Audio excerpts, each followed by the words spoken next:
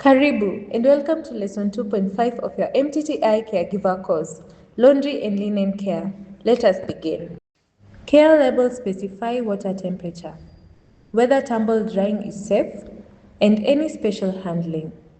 Following them prevents damaging a client's clothing or delicate items, and matters more for expensive or sentimental items.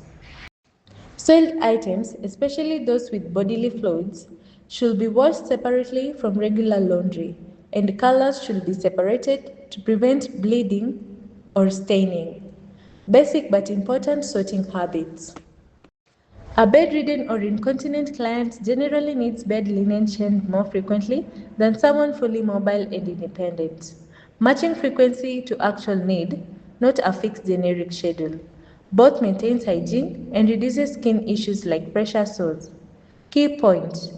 Frequency should be based on client's actual condition and need, not on a one-size-fits-all schedule applied to every client identically.